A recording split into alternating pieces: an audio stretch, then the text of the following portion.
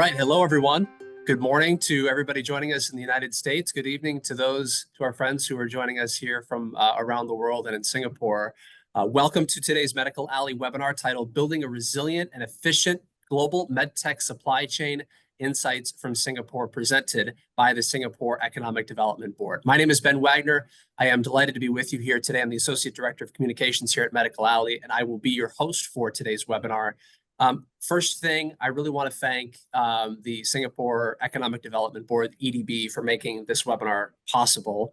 The Singapore Economic Development Board is a government agency which really works to create sustainable growth and economic opportunities by fostering innovation and partnerships across industries. Of course, many of you on this webinar will know Singapore has long been recognized as a strategic hub for MedTech. And today we're really excited to share a bit more about how its unique ecosystem supports supply chain resilience, agility, and global connectivity. The EDB really has been a trusted and insightful partner with Medical Alley, and we are very proud to continue that relationship here today. Before we introduce our panel of experts, I just want to bring up a few notes for those of you who are joining us. Today's discussion is being recorded.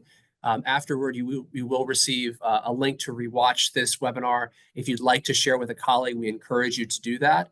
And if you have any questions, there is a Q&A button at the bottom of your screen. That would be the easiest way that you can ask questions of our panel of experts here today. We'll have a few minutes at the end of today's discussion to answer them as well. So with that, I am excited to welcome our panelists here this morning. I'm going to let them introduce themselves before we turn things over to Weitheng to share a bit more about the MedTech ecosystem in Singapore. So Weitheng, I will turn it over to you for a brief introduction.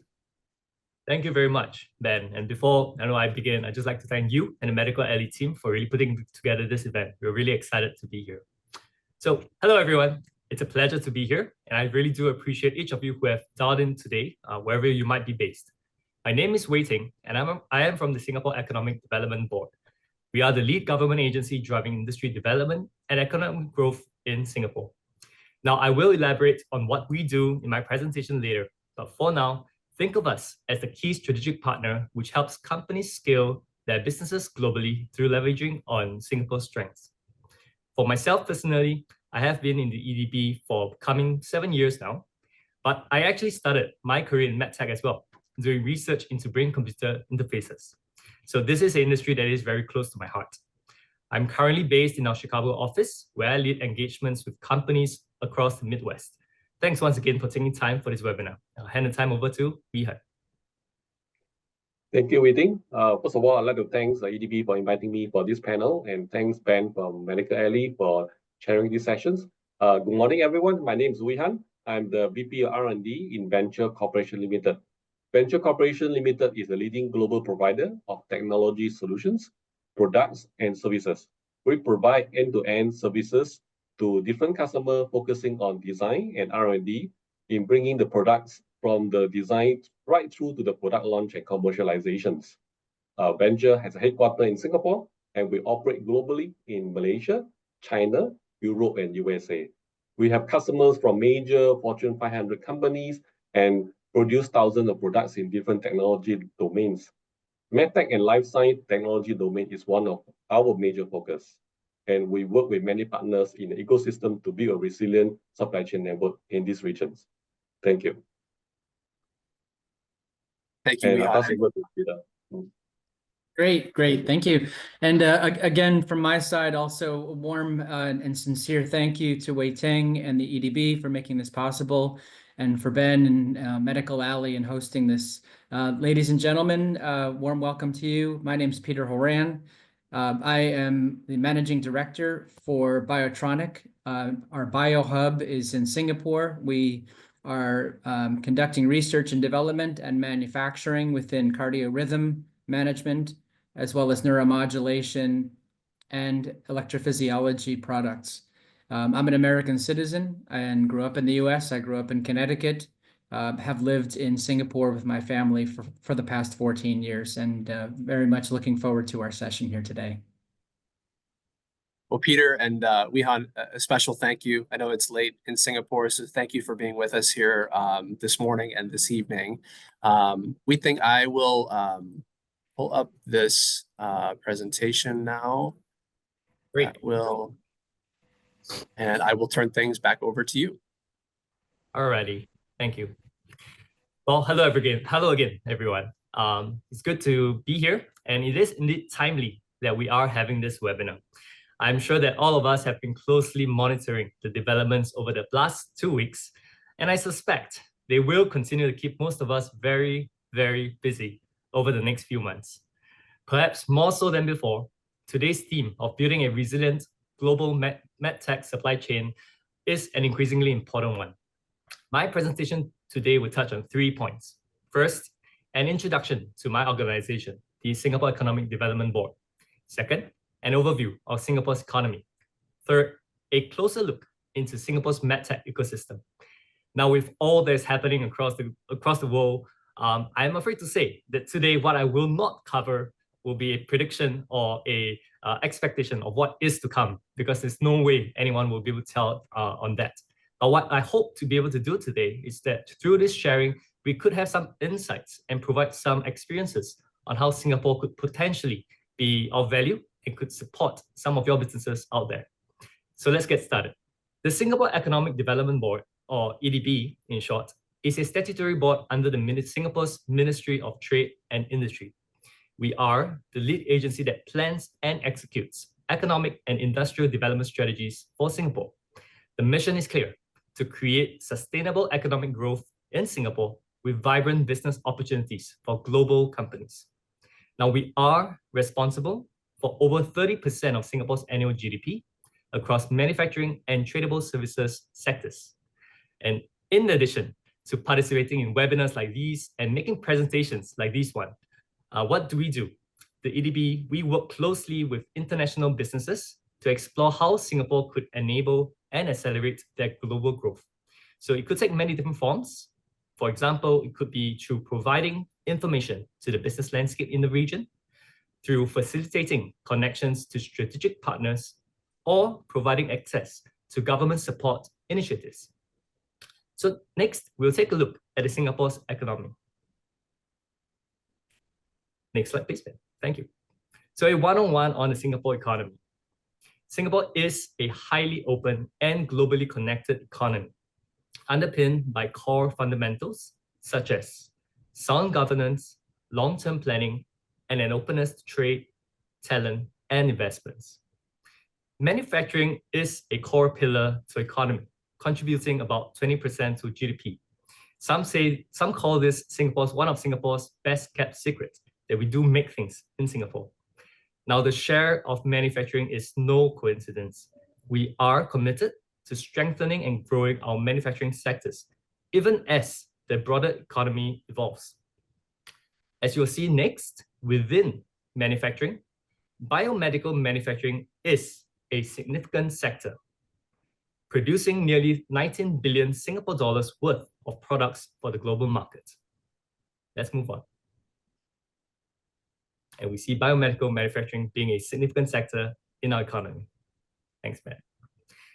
Now, we do also provide a conducive environment, because while the domestic market offered by Singapore alone is indeed limited, after all, we are a small country, we offer extensive global connectivity to allow companies to access international markets swiftly and efficiently.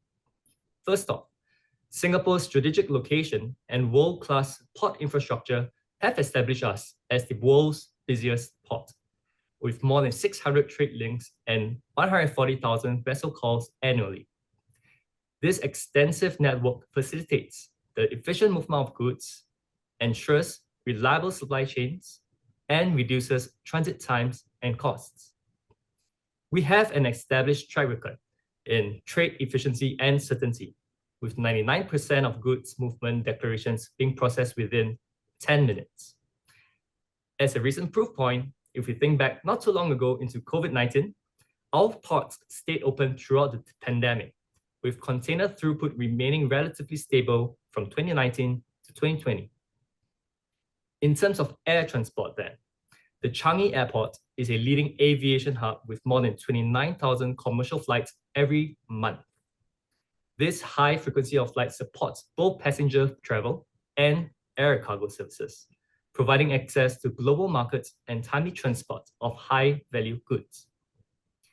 Next, notwithstanding recent developments, Singapore offers a comprehensive network of free trade agreements, or FTAs, that cover over 85% of the global economy. So as I'm sure all of us are familiar by now, this is very useful for many businesses because it provides cost savings, reduced trade barriers, and ultimately enhanced competitiveness to businesses. For example, we impose virtually zero custom duties on imports, facilitating movement of materials for production. Beyond FTAs, we also offer an extensive double taxation agreement network. This provides businesses with greater tax efficiency and predictability in Singapore. This is particularly attractive for companies citing their regional or global headquarters here to ensure that their overseas revenues are not taxed multiple times. The next slide will show an illustration of Singapore's FTA network. We have 27 agreements in force, as you can see on the screen. 2 of them are still being signed. They have been signed, and are pending entry into force. And 3 are undergoing negotiations. Moving on, we have to talk about the Singapore-US relationship. Now, specific to the US, the US-Singapore FTA is a very important FTA for us, and we believe it brings significant benefits to both countries.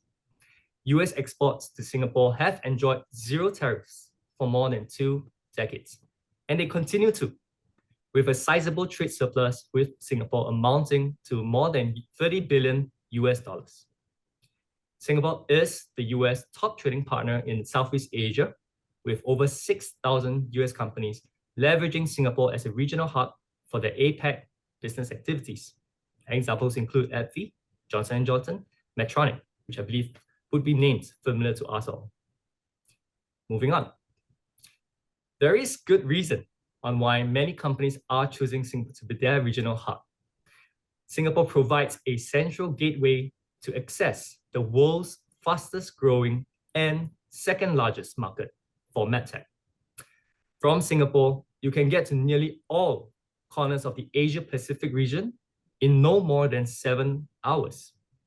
To put things into perspective, this gives you access to more than half of the world's population in nearly the time it takes you to fly from New York to San Francisco. With more than 60% of the world's population in Asia by 2030, of which 1 in 4 would be aged 60 and above, and therefore at a higher risk of having chronic diseases, this presents multiple sizable markets with unique unmet needs that you can access within a day's trip. So it's not surprising that most leading MedTech companies have established a presence in Singapore. Beyond regional headquarters, many of our partners have also cited manufacturing and innovation teams in Singapore. Allow me then to move on and to dive deeper into the Singapore MedTech ecosystem. Next slide, please. Thank you. As mentioned, many multinational companies have chosen to base their leadership teams in Singapore to oversee regional commercial operations, such as sales and marketing, procurement, and supply chain management. Now, increasingly, we also see companies diversifying into more regional specific and specialized functions, such as market access and health economics. This handy chart shows a very quick depiction of some of the key players that have presence in Singapore. Moving next then. I had mentioned earlier that manufacturing is a cornerstone of the Singapore economy. This is in no small part thanks to our long-standing partnerships with companies producing a diverse range of MedTech products. With over 30 manufacturing facilities serving the global market, Singapore produces nearly 19 billion Singapore dollars of MedTech products each year. Now, this includes 10% of the world's contact lenses, 20% of the world's cardiac-related devices, and 50% of the world's mass spectrometry systems. We are home to several best-in-class manufacturing plants, such as Agilence Technologies Factory, which has been recognized within the World Economic Forum's Global Lighthouse Network for its leadership in the AI-enabled manufacturing of scientific instruments. Next slide, please. In addition to manufacturing, there is also R&D. Now, the synergy between R&D and manufacturing is a defining characteristic of Singapore's MedTech sector. About 70% of manufacturers conduct R&D locally. What this enables is the swift capture of market opportunities. Companies can move rapidly from product conceptualization to commercialization. BIOTRONIK is a great example of this, with both product and process development being driven from Singapore. Today, global MedTech companies have set up over 25 innovation centers in Singapore. These focus on upstream clinical needs, product and process development, as well as digital capabilities. Now, in addition to in-house R&D, many of which are captured in this screen over here, there are also incubators and accelerators. Examples include Johnson & Johnson's J-Labs. These provide support to MedTech startups and biotechs looking to scale from Singapore. As a nation, Singapore is committed to innovation. From 2021 to 2025, we have committed to invest more than $20 billion in research, innovation, and enterprise to drive advancements in key MedTech areas. Next, please. Last, Singapore also has a strong and diversified contract manufacturing and supplier base. We have over 2,700 precision engineering and EMS providers, many of which have full suites of capabilities, from design to prototyping to production, even to supply chain management. Partnerships with these players have allowed global MedTech companies to strengthen and optimize their supply chains. Now, in addition to increasing supply chain resilience, such partners are also able to unlock operational efficiencies, accelerate the time to market for new products, and serve as a gateway to regional markets. Which brings me to the last slide. I mentioned at the start that we will not have all the answers for the many evolving challenges that we face today. However, I hope that this quick sharing has provided some insights on how Singapore could provide a trusted, connected base for companies to innovate, grow, and build greater supply chain resilience in an increasingly complex environment. This snapshot of the entire value chain hopes to depict that. So we do welcome companies to tap into this ecosystem to not only meet today's challenges, but to also shape the future of MedTech together. Weitheng, thank you. I really appreciate that overview and your insights into how Singapore really is a global strategic hub for MedTech, really, as you say, really across the value chain there. So with that, I will stop sharing my screen here, and we will get into a panel discussion with Peter and with Weitheng and with Weitheng as well. And I think, you know, a good way to start this conversation is the conversation about the sort of the news of the day, these continuing and continually changing discussions around tariffs and global supply chains. And so, Peter, I'll start with you, and then Weitheng, I'll go to you next, and really just your thoughts on how your company is adjusting to short-term and long-term supply chain strategies, given sort of the volatility that we've been seeing these last few weeks. Great. So yeah, from the BIOTRONIK perspective, one of the things we're keeping in mind is don't panic. I think that if nothing else, the latest news is showing a high level of unpredictability and volatility.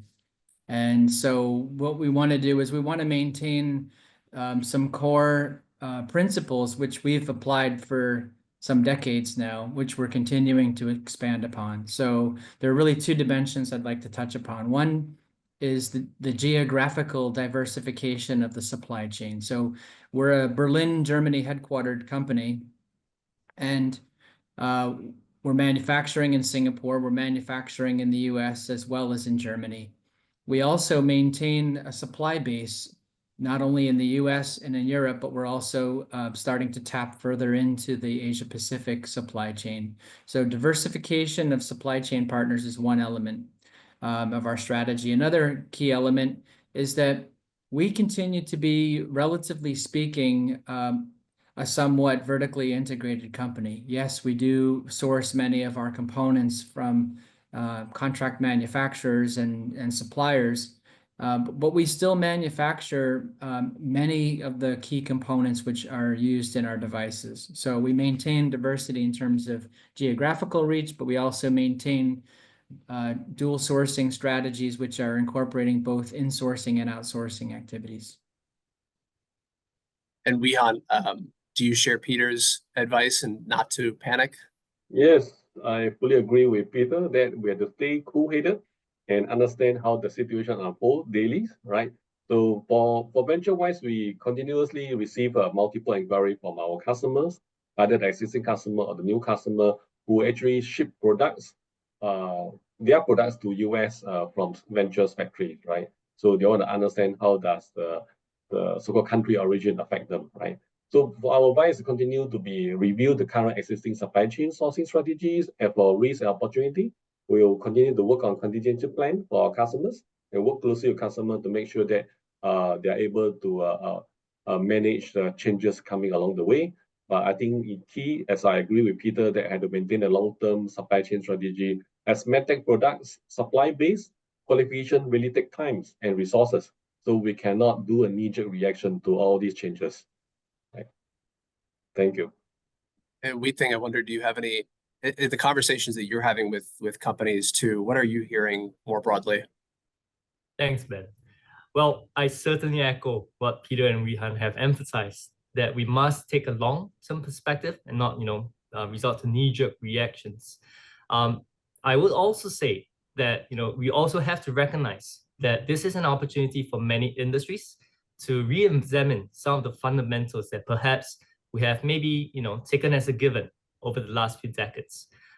In some of our industry conversations, and this extends beyond MedTech, I think this has, what has happened over the last few months have served as an opportunity for many companies to now study what are the kind of fundamental principles underlying their own global organizations, their supply chain footprint, their manufacturing networks, and so on. So I would think that each company will have to seize this opportunity to really not only, mitigate against the risks that are coming up, but also position themselves favorably to capture the rewards and the growth that still remain within the markets today. And I think it shows the value in having a diversified supply chain. Obviously, is a really key component in the medtech industry to mitigate against the disruption that I believe a lot of companies maybe are feeling. Peter, how has BIOTRONIK's global supply chain really served as a competitive advantage to enable growth?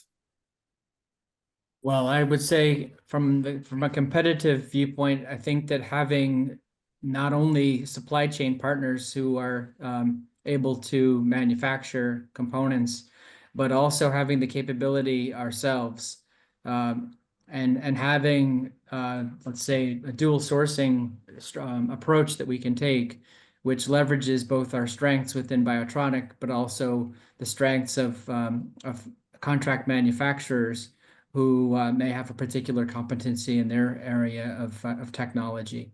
So that's definitely one area where we focus. I think the other is, when we talk especially in the medical device industry, you have to start early. If you're working with a supplier during the very early stages of development, this is actually where you have the opportunity to find partnerships, and you actually can collaborate effectively at that stage, and sometimes even get input from the suppliers. Sometimes the suppliers may have ideas about slight adjustments that could be made in the design based on their experience and based on their capabilities. And sometimes this leads to not only a refined design, but sometimes can lead to cost advantages as well. Excellent. Peter, thank you. Weitheng, Venture operates out of Southeast Asia within an ecosystem of other manufacturers and other partners as well. I wonder if you might be willing to share some observations about Southeast Asia's manufacturing and supplier base that global companies should take note of and may leverage. Thanks. I think just now Weitheng just highlighted that in this region and Singapore alone, that we attracted many of the contract manufacturers and the supplier base in this in Singapore in this region, right? And for venture-wise, we have been operating in Southeast Asia since the inception of the company back in 1989. So we are very familiar with Southeast Asia manufacturing and supplier base. So we have built up a very good connection with all the supplier base ecosystem in this region, right? Over the years, we partner all these suppliers in various countries, spanning across Malaysia, Indonesia, and Vietnam, focusing on diverse fabrication technologies. So we strongly believe in partnership model with these suppliers in creating a win-win solutions with them, at the same time that to produce the best quality products and competitive pricing for our customers, right? So based on the supplier key competency and pricing competitiveness, we find the best fit of supply chain partners in different projects. So that's the best fit between the customer and the supplier base itself, right? We typically involve supplier in the upfront product development cycle, as what Peter had pointed out. Suppliers have the opportunity to learn, at the same time understand the product requirements. And these suppliers that we have are very open in terms of sharing their DFM and DFX improvement opportunity with us. At the same time that we help the supplier to develop new competency and adopt the new fabrication technology in order to meet any kind of new product requirement that we bring to them from our customers, right? In general, suppliers in South Asia are very receptive to inputs, and they are eager to learn and advance their technology and advance their competency. The key is that we have to work very closely with them and build up a so-called long-term partnership with all these suppliers. If I may just chime in on there. Oh, sorry, Ben. Please. No, please do. I was just about to turn it to you, yeah. No, I just thought that, Weitheng raised some really important points that might be worth unpacking further.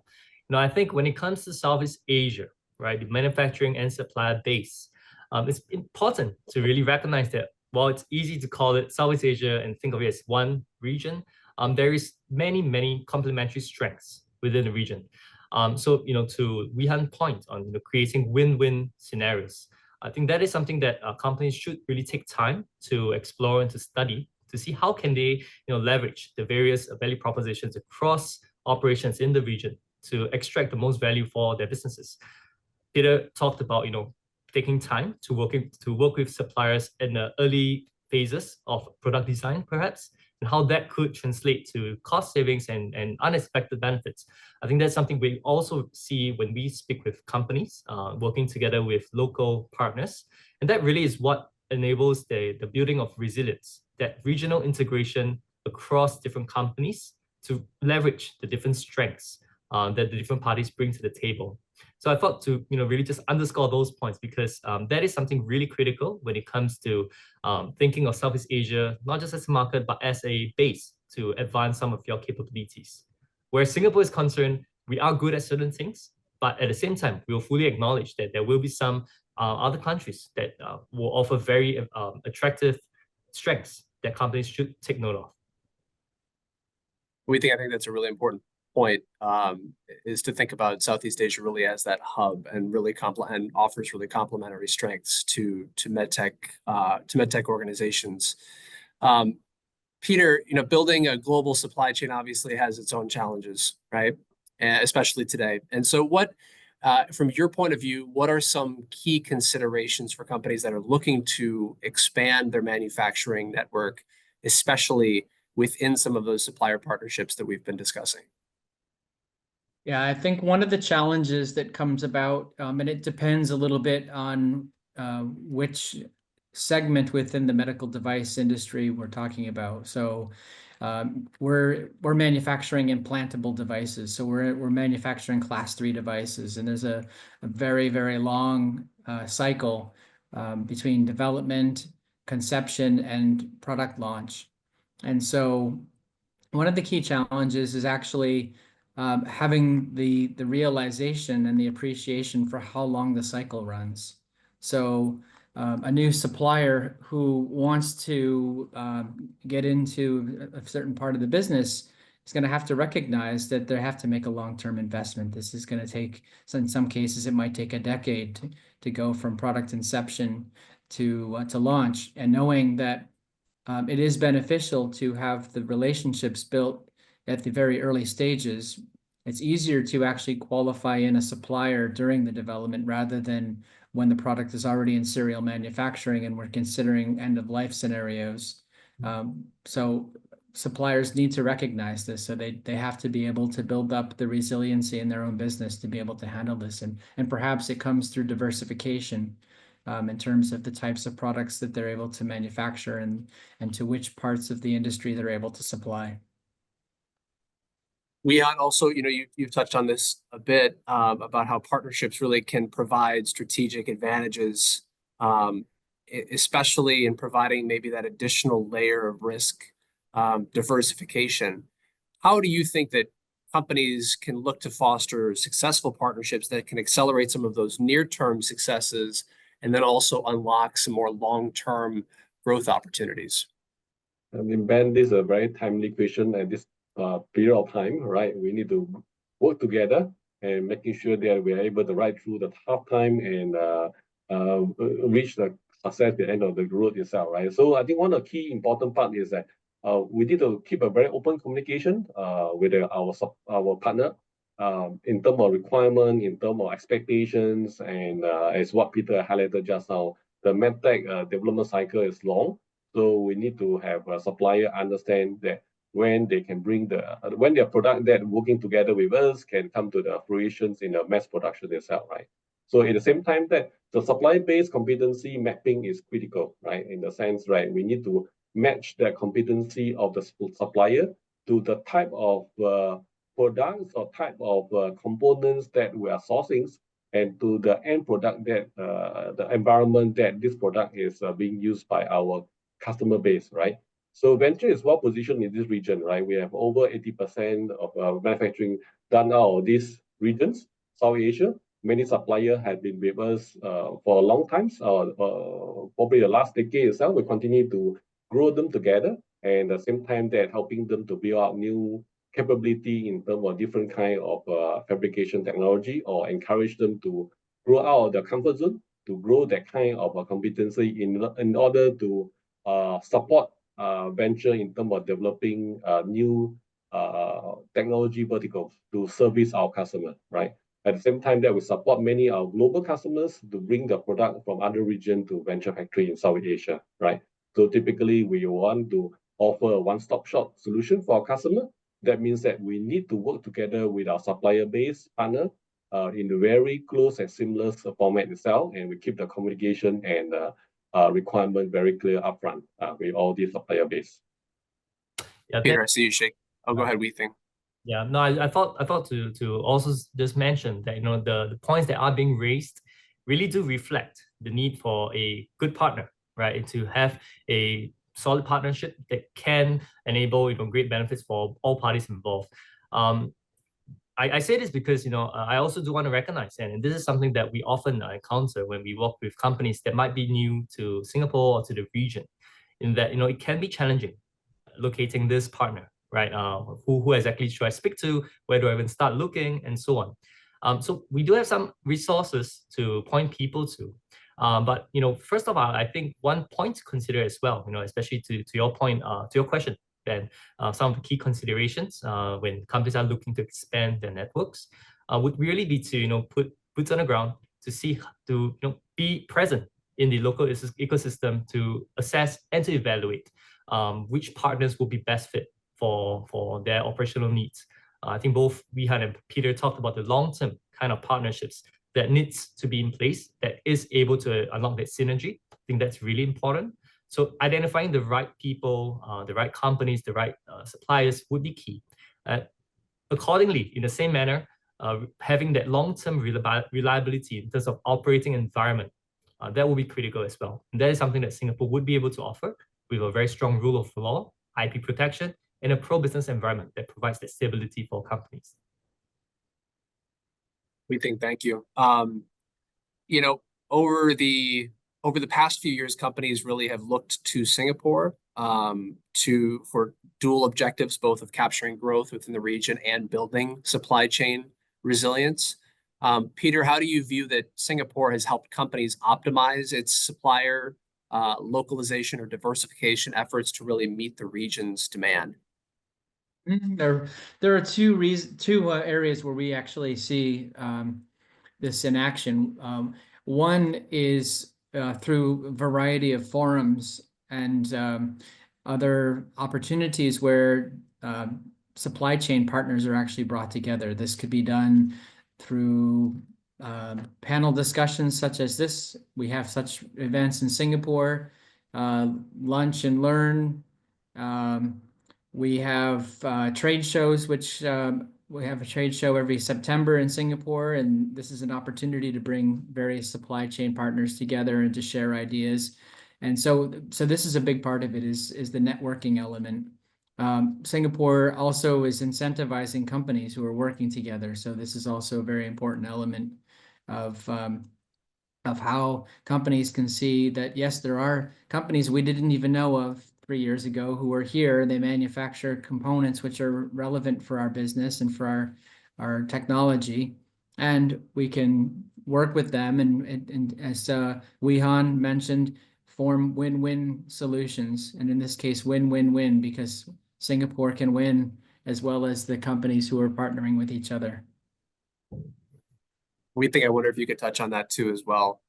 Just in terms of how Singapore has really helped companies optimize their diversification efforts to really meet that demand.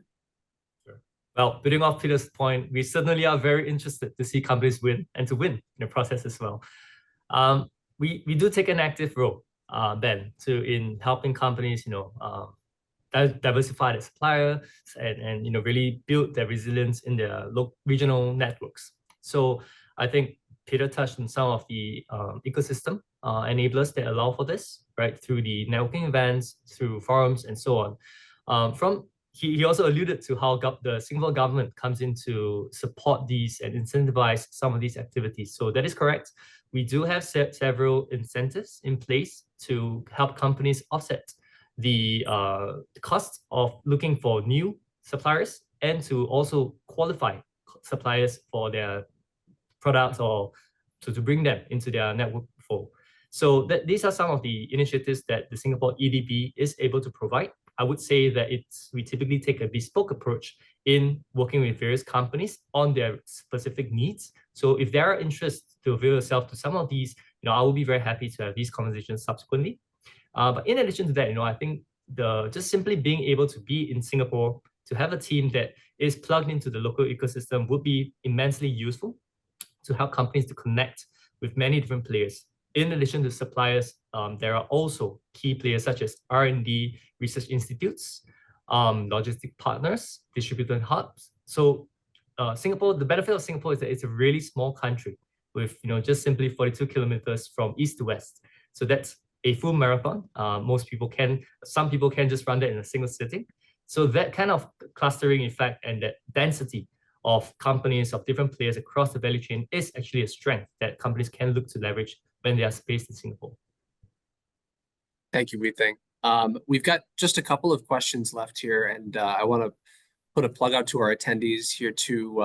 If you have any questions, we'll have some time here at the end to answer them. So if you want to put those into the Q&A, we will make sure to ask them to our group here today. But Peter, I want to go back to you and to really kind of wrap that discussion around the impact of current geopolitical developments. What do you think are some approaches that you're taking or that companies should consider in navigating this increasingly volatile business landscape? So essentially, what are some best practices that you see to mitigating the risks related to tariffs, related to trade disruptions, while also making sure that your operations continue to move? Well, I think it starts with our most important directive in the medical device industry is protecting patient safety and ensuring patient safety. So quality can never be compromised. Working intently to develop and to qualify capable suppliers who are capable technologically, who are able to maintain the right level of quality on a consistent basis. And so this involves a high level of involvement and engagement. And I believe, as I mentioned earlier, that in this volatile time, that diversity is important. So we're a manufacturer who's manufacturing in 3 continents. We have a supply base in 3 continents. I think that that's really the key. We're not going to just start building another factory in the US and tell all of our suppliers to move there because of tariffs that are being applied. And it'll take way too long. It'll take years. It'll take actually 4, 5, 6 years before you actually can have a validated and regulatory approved product. So again, I think we can't panic.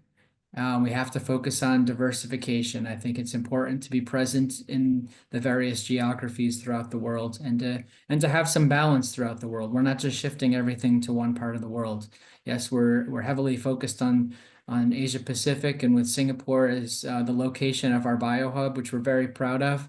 And we do continue to develop the supply chain in Asia Pacific, but we also need to make sure that we're developing our supply chain in the other regions as well. And that balance really is key.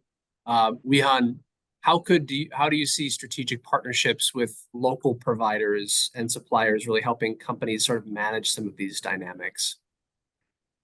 And Ben, I think that's very important, right? So in the current tariff situation, which is super dynamic, changing every day, so we'll need this strong support for all these strategic suppliers. When we are examining and reviewing all the sourcing strategy itself, that we need all these suppliers to be able to respond. At the same time, provide new ideas, new insight on what can be done, what cannot be done, right? And we have to recognize that not all suppliers have this kind of skill and capability in order to meet with our ever-changing sourcing strategies from various customers, right?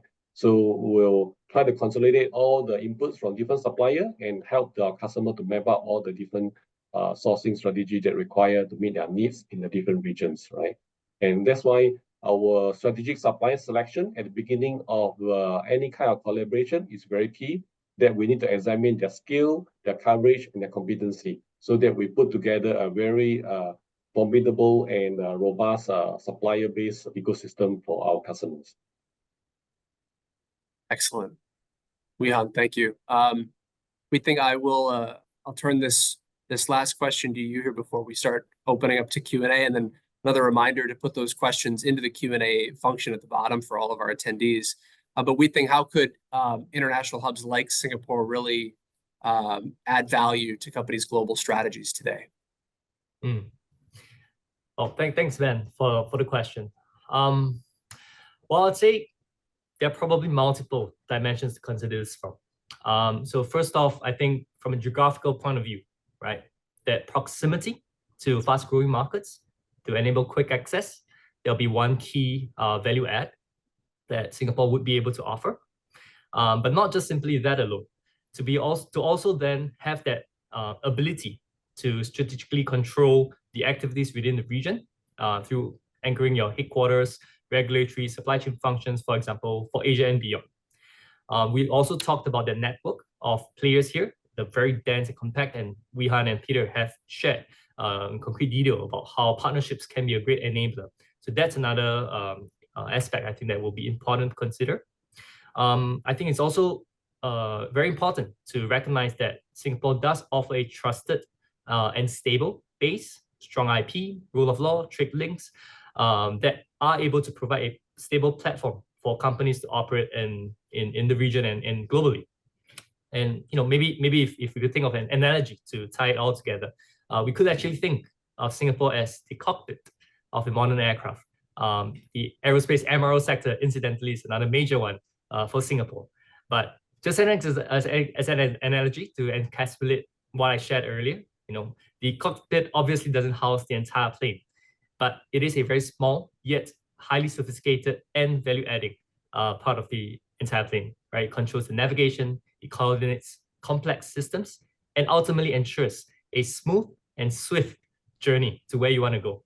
So I think that could be how we think of Singapore playing a role in global MedTech company strategies to offer the kind of visibility, precision, control in an increasingly complex world. Well, thank you. I think that's a great analogy, and really leads us well into sort of the Q&A portion of this discussion. So, to each of us, to each of you who have logged on here today, thank you so much for taking the time to be with us this morning or this evening, wherever you're joining us from. But put those questions into the Q&A function there. You'll be able to click on that Q&A button, and then you can ask those questions, and then we'll get them answered by Peter, by Weitheng, or by Weitheng as well. I'll open it up here with just one to the group, and it's just sort of this broader question about, for a company that may be looking to expand and thinking about a place like Singapore, what is some advice that you may give to that business owner or to that entrepreneur who may be looking to take their operations to Singapore? Well, I can Peter? start. Yeah, that'd be great. Because I've done this in a couple of different industries now. So not just the medical device industry. I think you have to start with the why question. Why would you do this? Why would you want to set up a base in Singapore or Asia Pacific? And in the case of BIOTRONIK and my previous experience as well, there was a very clear strategic reason. In our case, it happened to involve that we wanted to grow and we wanted to expand globally. We wanted to be where the market was growing fastest. And although the Asia Pacific market might not be the biggest market, it's the fastest growing market in the medical device industry, right? Half of the world's population is within 7 hours of flight from Singapore. So that was our reason. Also knowing that there's a vast access to technical talent and to a capable workforce, and of course having the benefits of being in Singapore and relating to the rule of law and having predictability and efficiency. All of these things were benefits. But so a company needs to understand why they're coming. But I think then the key is make sure that there's a strong connection within the global organization. Because typically what's happening is a company is actually transferring knowledge and technology from a place where they've actually been developing those capabilities for decades. And so it's not a small feat to try to actually set up a new business in a new region, whether it be South America, Africa, or Asia Pacific. And so my experience has been that the time that it takes to actually transfer the know-how is maybe more than what some people typically expect. So don't underestimate that. And be okay with the idea of sending people from your headquarters or from their transfer location into Singapore for some time, even for some years. And even after those people go back to the headquarters, maintain a regular movement back and forth. We've also sent a lot of people from Singapore back to Europe for 2- and 3-year assignments. And this helps because it helps to bridge the technology and the know-how gap, but it also builds teamwork and trust. So yeah, maybe kind of a long answer, but I think it's a multi-dimensional answer, not such an easy point, but those are some of my experiences. It's always Comprehensive. good from the horse's mouth, Peter. Someone who's done it himself. It's always good to hear your perspectives. If I could maybe just suggest an additional point as well, I think definitely Peter was alluding to the implications of starting up a operations in Singapore, kind of transfer of know-how and all. These are considerable commitments. Yeah, and I think it's important that we recognize that. So for myself, I would suggest that before committing, take time to connect and to really get to understand what Singapore can offer and really just explore the kind of strengths that could be relevant for your company's particular business and stage of growth. And also to connect then with partners, right? Like Weitheng and his team, many of the research institutes in Singapore, and all that Singapore is able to offer. I think generally speaking, when we find companies taking that time to understanding what Singapore is all about, they are able to not only establish or validate their initial hypothesis as to how Singapore could accelerate a certain part of their growth, but they could even expand their plans to unlock new opportunities that they previously didn't consider. So I would encourage companies to take the time to connect. It could be any of us over here. I'll be very happy to have these follow-up conversations as well. But yeah, taking time to connect, I think, would be a good first move. Weihang, anything you would add? Maybe just allow me to add on a different perspective on all the good point that we think and Peter had brought up itself.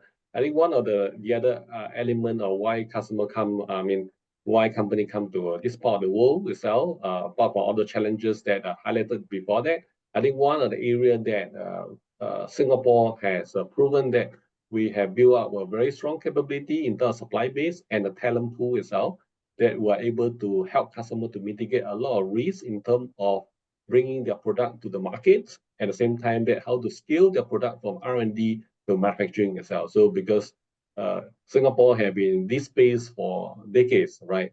Building many different type of products from consumer electronics to industrial product to MedTech product to life science tools, as what we think slide have shown, right? So I think we have really a proven formula locally here, and we just need to share with the customer and find the right combination to mitigate that risk, right?